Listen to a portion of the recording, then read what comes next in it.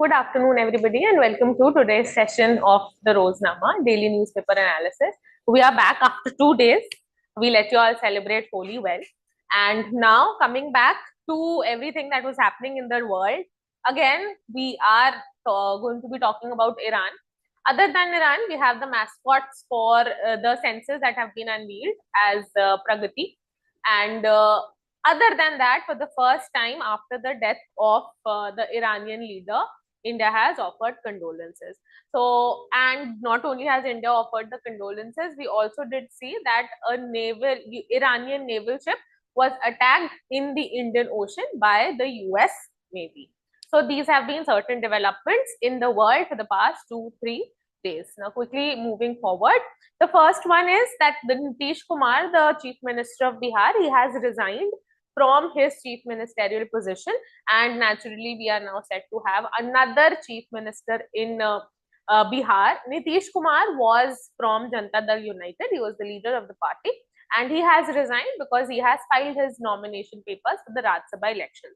The Rajya Sabha elections are just scheduled to be held, and Rajya Sabha undertakes elections every 2 years. 1/3 of the members of the Rajya Sabha, they keep on retiring every 2 years, and then they have new members who are elected to the Rajya Sabha for a total period of 6 years. All right. Rajya Sabha is a permanent house. It is not a temporary house. The Rajya Sabha always stays in power. It is never removed. Its term never comes to an end. Okay. So Nitish Kumar has filed its nomination papers to the Rajya Sabha, and therefore he has resigned from his post of the Chief Minister of Bihar. And now we are set to have another Chief Minister in Bihar, in all probability, a Chief Minister candidate from BJP. Okay. These two articles talk about the same thing. Then Andhra Pradesh has decided to introduce incentives for family who have 3 children or more. Why has this been brought into existence? Is that the total fertility rate of Andhra Pradesh has been reduced significantly to 1.5 to an optimal level of 2.1. Okay, is 1.5, and the government seeks to increase this particular fertility rate from the present 1.5 to 2.1. Okay, 2.1 is the optimum fertility rate. What is total fertility rate? Total fertility rate simply implies the number of people that die in a particular year are replaced by an equivalent number of children that are born. So 2.1 is always considered an optimum rate, that if on an average that 2 people die, an equivalent number of 2 children are also born. And also it represents, 2.1 also represents the average number of children that a woman belonging in the reproductive age produces during her entire lifespan. All right, so 2.1 is always considered as the optimum rate. As of now, the total fertility rate there is 1.5, which the government seeks to increase to 2.1. All right, so for that, the government has sought to incentivize the people to have more than 3 children.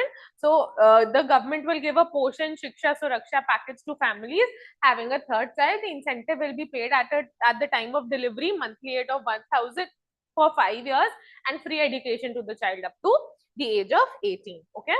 Then the next one is that we've had significant governor changes in the country. These changes have been brought by the president on the aid and advice of the Council of Ministers and the Prime Minister.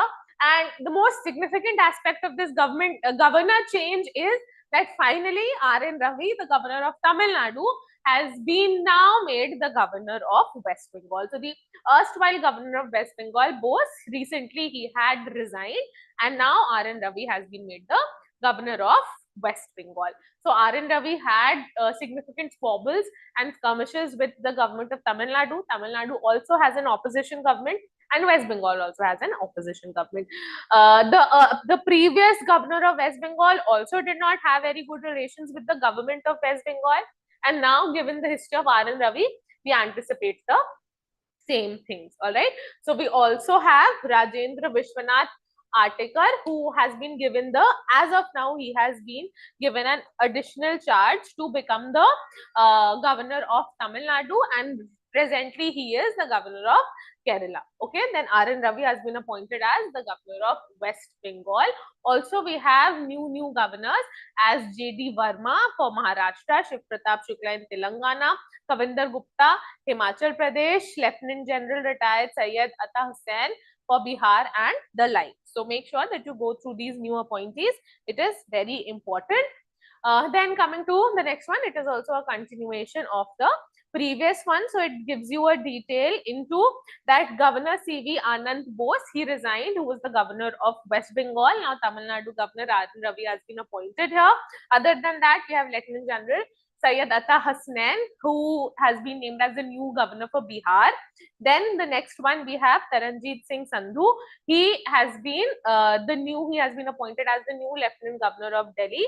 And other than that, we also have Ladakh Lieutenant Governor Kavindra Gupta, who has been reappointed. Okay.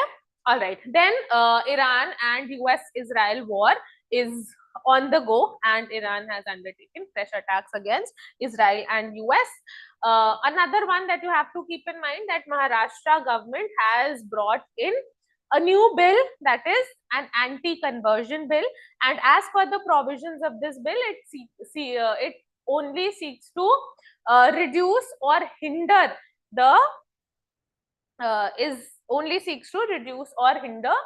the conversion rates in the state. All right, so a lot of states, they do have anti-conversion acts and laws. For example, even Uttar Pradesh has one. Maharashtra has also brought this in. The purpose of this is not as given in the provisions of the bill. The purpose of this bill is not to not permit any particular person to practice, profess, propagate their respective religion, as has been provided for under Article 25 and 26 of the Constitution, specifically Article 25. It just seeks to prohibit forceful conversions, which has been undertaken by misleading people into conversions. Okay, so the provisions of the bill basically say that a person who wishes to convert, they have to give a 60-day notice before to the said authorities before they can get converted into the religion of their choice. Other than that, it also says that once you have converted yourself to whatever religion that you wish to, then you have to submit or get your conversion registered with the government authorities within 25 days. Then the bill also says that in case any close relative of the said person who's converted recently, this relative shows any apprehension, says that so and so conversion is unlawful, is without his clear knowledge, etc., then the conversion will be considered as null and void. Okay, so then they've also said that it does not take away anybody's fundamental right as guaranteed under Article 25 to freely practice, profess, propagate religion, but only to prevent forceful conversions or unlawful conversions into any religion. Okay, so this is a piece of news that you must keep in mind. Then after 6 days of the Ayatollah's death, did the government officially offer condolences, and also this condolence was offered by the Foreign Secretary Vikram Misri, who went on behalf of the government to the Iranian embassy and signed in the booklet offering condolences for Iranian leader's death.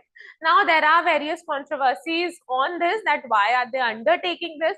Now, this comes after an Iranian navy ship was attacked, killing 83 Iranian naval officers in the Indian Ocean. Now, these Iranian naval officers, they were in India to participate in the International Fleet Review. Okay, they were here to participate in the International Fleet Review, and other than that, also to participate in Milan exercise. Okay, so along with Iranian naval officers, we had US naval officers and other naval officers who were in India, and now they were returning to their respective nations.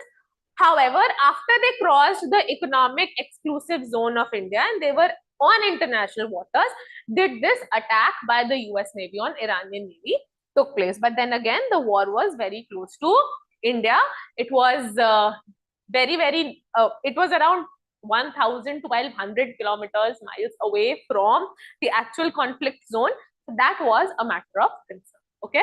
Then also our Prime Minister has issued a statement saying that conflicts can't be resolved solely by military actions. Always the countries must deploy dialogue diplomacy to bring about resolution of conflicts. Okay, so do go through these opinions.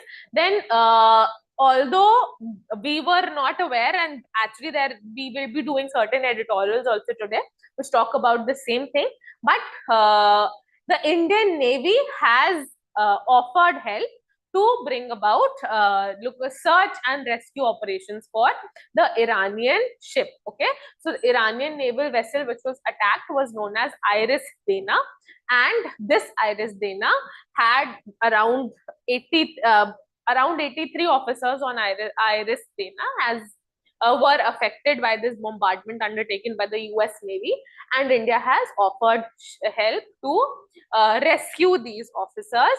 And also the training navy that the Indian naval ship that is going to undertake the search and rescue operation is INS Tarangini, which was operating nearby where this attack took place, and so they've offered to undertake rescue and search operations. Okay, then also for the Raisena dialogue, we have a lot of international leaders who've come to India, and here when meeting with our foreign minister S. Jaishankar, they have also again talked about how they should undertake peaceful resolution of disputes in that particular war. Then after that attack took place, Sri Lanka evacuates the crew of the second Iranian ship near its territorial waters. Other than INS Dana, we also had Iris Bushehr, which was stranded near the internal waters of Sri Lanka, and Sri Lanka had offered help to evacuate people and crew from this Iranian ship in case there would be other further attacks. Then bombing of Tehran has been intensified. They've given an aerial picture of Garmdara missile base of Iran, which has been bombarded by Donald Trump. Okay. And also Trump has said that US should have a role in picking Iran's next leader. As of now, when we talk about the Iranian leadership, there have been significant concerns, and we do have the next Ayatollah, which has been elected as Ayatollah Mojtaba Khamenei, who is actually the second son of the deceased Ayatollah Ayatollah Ali Khamenei. Okay, so because the entire purpose of the attack, as outlined by Donald Trump 2 days back, was to bring about a regime change. One of the purposes was to bring about a regime change in Iran to make Iran more democratic, more secular, etc.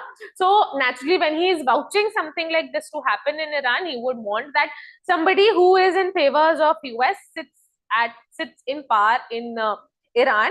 And when we say favor in US, simply implies that they let US use Iranian energy resources as US did till 1979. Okay. All right. Sri Lanka and Maldives have also issued statements saying that sinking of ship brings war to the Indian Ocean region, because naturally it will take time for these ships and these people to go back to their respective countries.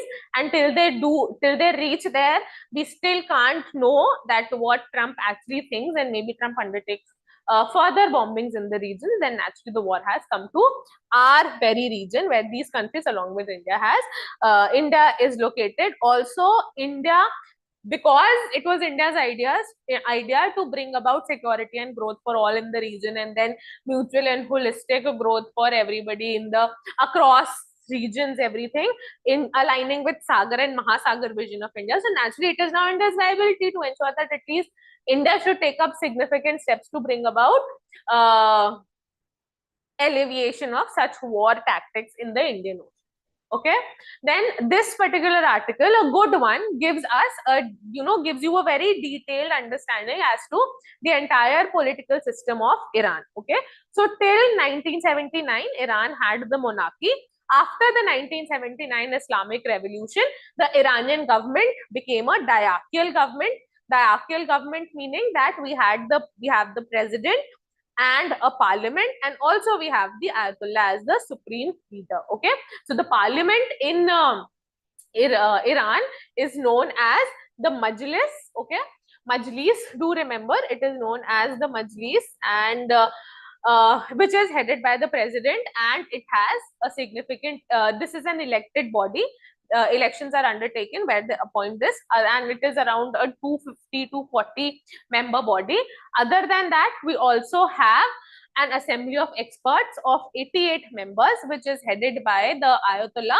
The Ayatollah is the supreme commander of the country, and this 88-member assembly is that responsible body which elects the Ayatollah that is supposed to head the government. Okay, so this gives you a detail into the different organizations that work there, and also how the previous Ayatollah came to power in 1979, stayed in power for the next 10 years till he died. Then he was succeeded by Ayatollah Ali Khamenei, who was chosen by this 88-member council. Okay, so do go through this. Clerical rule simply implies Islamic rule by a group of clergy, and Islamic clergy is with a ballot, because elections do take place for the president and the parliament of Iran, which is the Majlis. Okay, then Strait of Hormuz has been shut, and which can naturally undertake a major toll on the oil reserves, oil resources of the world. However, there were various Russian tankers which were also passing through them, because the Strait of Hormuz has been shut. So the Russian tankers have been diverted to India, and India would be taking up that oil. Okay. All right, then again, Prime Minister talking about rule of law, establishing rule of law, and dialogue diplomacy to resolve the conflict in West Asia. Then responded to Iran, surged Navy. Navy is undertaking the search operations. INS Tarangini, do remember its name, after IRS Dana was attacked by the US naval ship in the Indian Ocean region. Okay. All right, then Pragati and Vikas, they have been chosen, they have been revealed as the mascots for the census of 2027. Do keep in mind the name of the mascots, they are important. The census has begun this year, and we will finally get the data, full published census in 2027, and census this year is very, very important for your exam. Okay, for the first time, the census is going to be a digital census in the sense that the government is going to send e-forms to people to fill in their details accordingly. And other than the digital census, for the first time, not for the first time, but significantly after independence, a socio-economic caste census will also be undertaken in India. Okay, so these are the census mascots that have been revealed. Pragati and Vikas. Pragati is female enumerator. Vikas is a male enumerator. Okay, which simply, and the purpose of having a male and a female enumerator simply is that the census is going to entail equal participation of both the genders in the country. Okay, then anti-conversion bill of Maharashtra has come out. To go through this article. Voting in Nepal has come to an end, and out of the total registered voters in Nepal, some, I don't know, I don't remember, but around, I think, 88 or some million voters, 60% of the total voters, they came out to vote. And then now we are waiting elections as to who wins it. Then India and Finland, they are talking on the sidelines of the Raisina dialogue, and they have elevated their bilateral ties to strategic partnership, where they are going to work on, they signed 3 pacts on mobility, environment, and statistics, and also they aim to double their bilateral trade by 2030. All right, also work on digitization, on 6G, and greater connectivity of startup ecosystems. All right.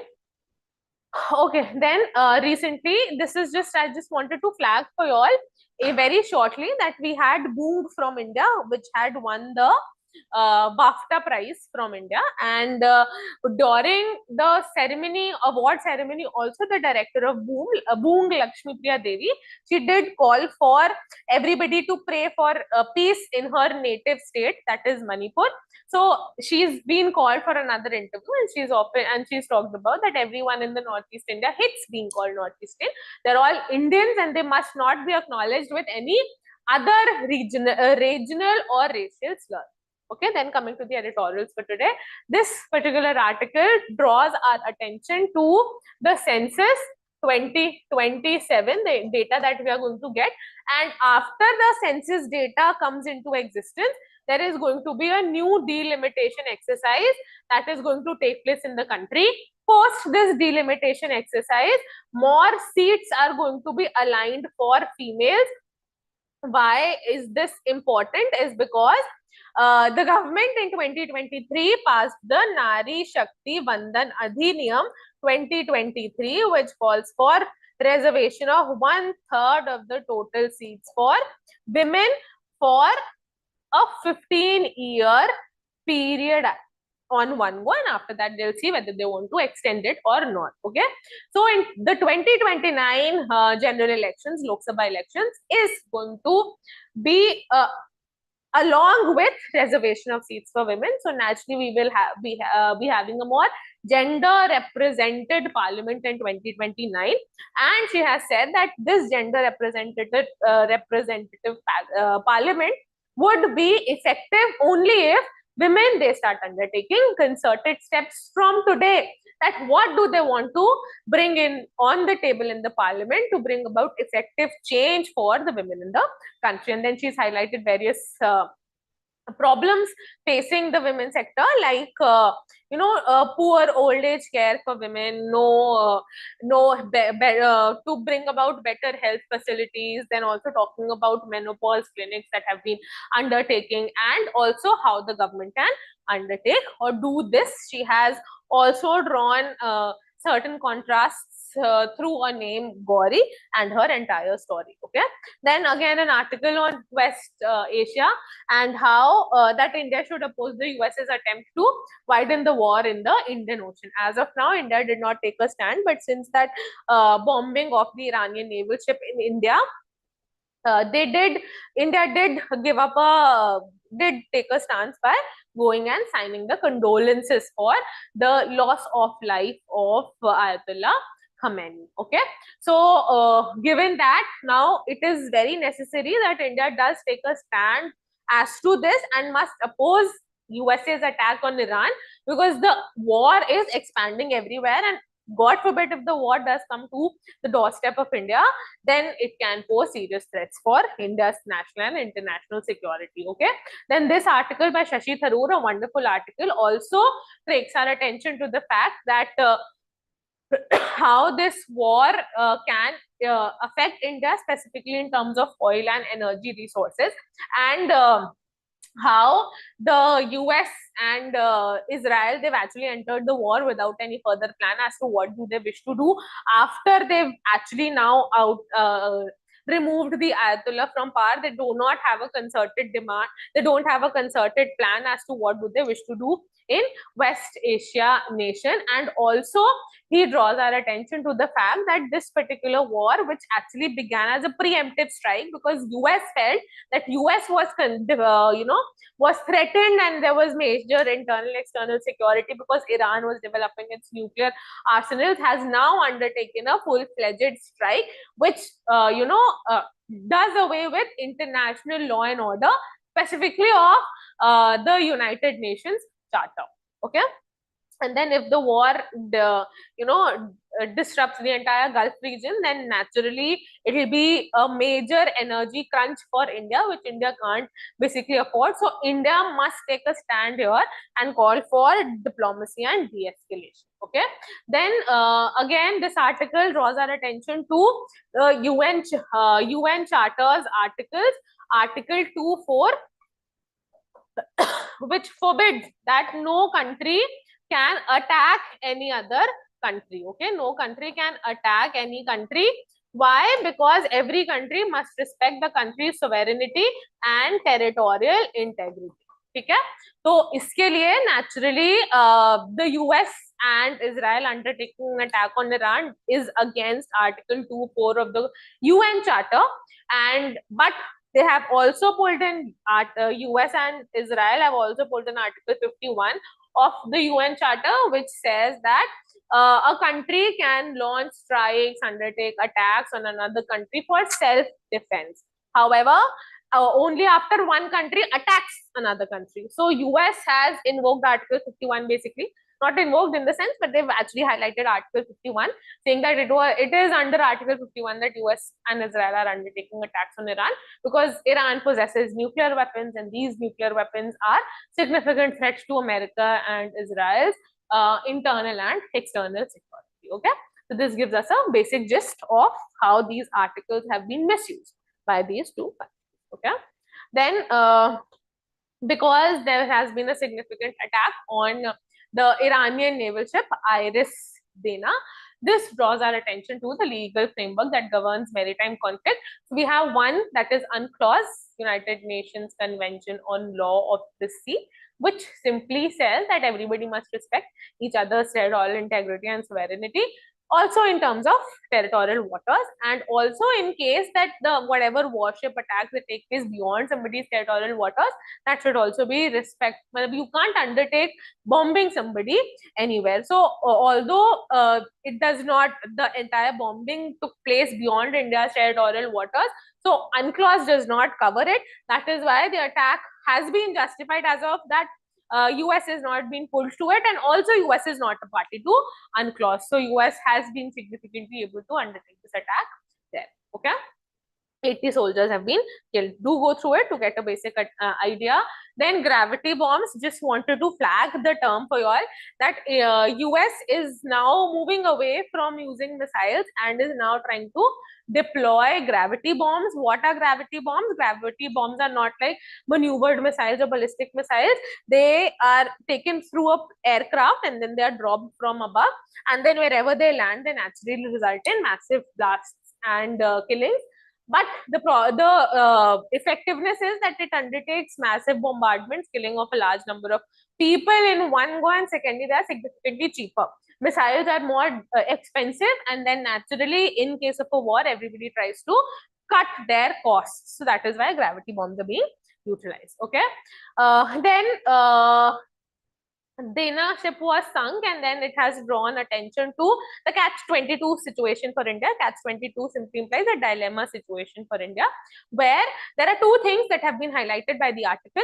One is that if this particular attack took place in India's territorial water, in the Indian Ocean, and India did not know about it, then this draws significant attention to the fact that maybe India's intelligence and security is not as effective as India claims to be. The second question is that if India knew about this US attack, then naturally it also draws attention to the fact of India's degrading humanitarian grounds and principles. In both the cases, it is a major drawback, setback for India, and how effectively should India do away with this particular situation. Okay.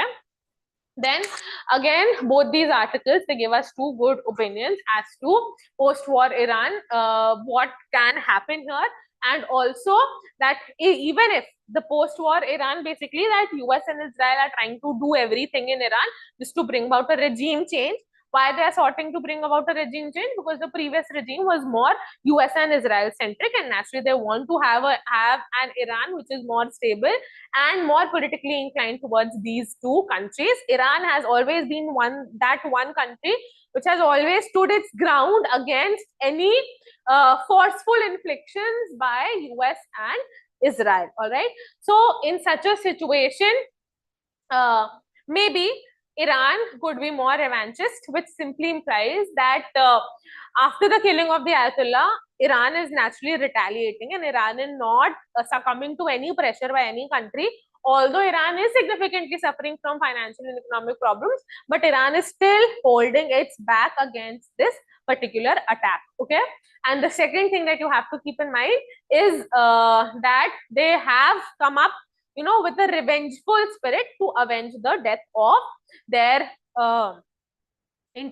leader. And naturally, because when they are coming together to avenge the death of the leader, half of the population, or more than half of it, do not want a regime change. Okay.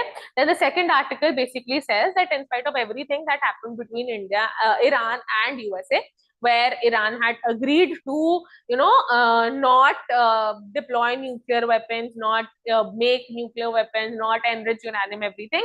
And they were still in talks with the United States of America in Geneva.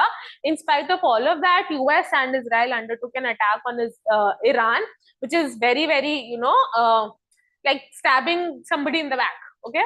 And now, US thinks that the killing of the Ayatollah is going to bring about a regime change there.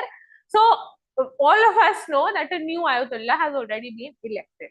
Okay, he's been chosen as Majtoba, and now the Ayatollah regime is not removed. So the purpose to undertake this actually is not serving whatever the aims and agenda that US and Israel actually had, and they're saying that in all probability they will not be able to bring back the Shah monarchy, and instead of whatever parliamentary presidential system that is Iran had, this will also go, and now they'll have a military regime. Okay.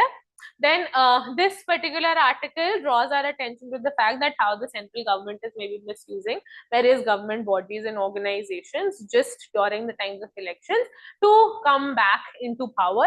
This article tells us that the previous government of Delhi, their leaders, Chief Minister Arvind Kejriwal and another member of the cabinet, Manish Sisodia, they were both got hold on charges of corruption. They were imprisoned only on assumptive grounds of corruption without any proper solid proof or evidences that they were actually involved in any corruption cases, and then they have been released from prison. Now the Supreme Court has also undertaken or ordered an inquiry into the CBI officer that was undertaking this investigation, and this draws our attention to the fact finally that it is a blatant abuse of power by the Delhi government to just take hold of politicians, and such tall politicians who have good following in the country,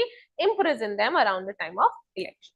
Okay, so this naturally must not be undertaken because we're a democratic country. Then coming to news in short, yesterday India successfully defeated England in the semi-finals, and now India has entered the final against New Zealand, which is scheduled to take place on the 8th of March in Ahmedabad. Okay, for the ICC T20 World Cup. And Harivansh Narayan Singh, he was the deputy chairman of Rajya Sabha, and he is set to retire. His term is set to come to an end on 9th of April, and as of now, we don't have any clarity on the successor of his successor in the Rajya Sabha. Okay, so this was all for today's newspaper analysis, and I hope you all had a good time, and I'll see you all soon with the next one. Thank you, children.